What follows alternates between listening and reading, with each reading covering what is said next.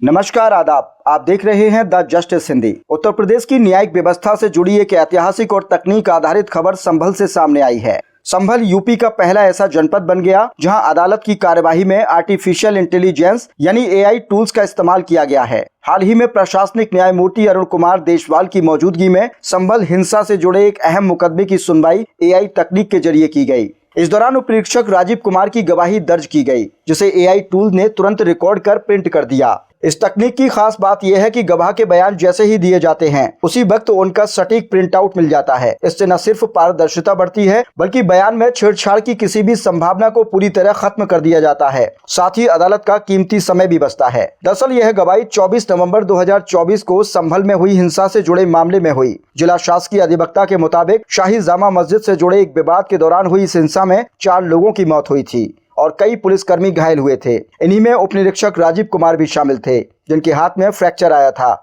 इस मामले में जनपद न्यायाधीश की अदालत में सरकार बनाम मुल्ला अफरोज केस की सुनवाई चल रही है। इसी मुकदमे में एआई तकनीक के जरिए यह गवाही दर्ज की गई। अब तक अदालतों में गवाहों के बयान हाथ से लिखे जाते थे, जिस पर कई बार सवाल उठते थे, लेकिन एआई टूल्स के जरिए दर्ज किए गए बयान में किसी भी प्रकार के बदलाव की गुंजाइश नहीं रहती, जो न्यायिक प्रक्रिया को और मजबूत बनाता है। संभल के साथ उत्तर प्रदेश की न्याय प्रणाली ने तकनीक की दिशा में एक नया अध्याय शुरू किया है।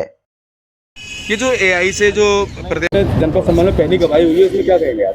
ये एआई ट्रांसक्रिप्शन टूल्स के माध्यम से कल संभल जनपद में पूरे उत्तर प्रदेश का पहला जनपद संभल ऐसा हुआ है जिसमें हमने माननीय न्यायालय में साक्ष्य अंकित कराया है।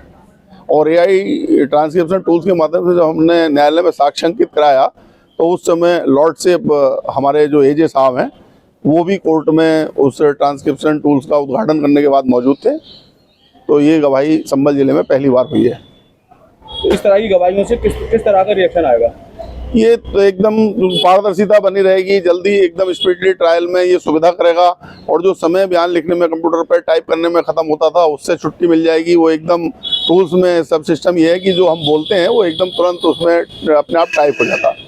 जनपद संभल में और भी बड़े मामले चल रहे हैं, क्या उनकी भी एआई के द्वारा?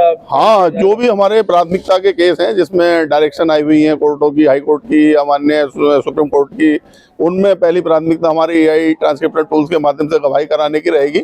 और जो दूसरे महत्वपूर्ण केसेस हैं संभल के, जैसे संभल दंगे से जो संबंधित फाइलें हैं 24/11/24 में जो संभल में दंगा भड़का था, उससे संबंधित ज्यादातर फाइलों में हम माननीय न्यायालय की अनुमति लेकर एआई ट्रांसक्रिप्शन टूल्स के माध्यम से गवाही कराने का प्रयास करेंगे।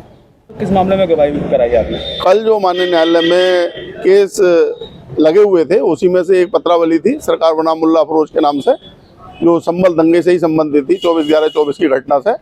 उसमें हमने गवाही कराई है एआई ट्रांसक्रिप्शन टूल्स के माध्यम से। और अभी जो और संभल के दंगे की फाइलें हैं जिसमें सांसद जियाउर रहमान बर्क और जफर अली जामा मस्जिद के सदर भी मुलजिम है, अभी वो फाइल हमारी कोर्ट में कमिट होकर नहीं आई है, अभी हाई कोर्ट वो दोनों लोग गए हुए हैं। जितनी भी संभल के दंगे की फाइलें हैं हम माननीय न्यायालय से अनुमति लेकर ये चाहेंगे कि जो एआई ट्रांसक्रिप्शन टूल्स है उसके माध्यम से फास्टली एकदम ट्रायल उनका हो और जल्दी से जल्दी पारदर्शितापूर्ण उसमें साक्ष्य पूर्ण हो।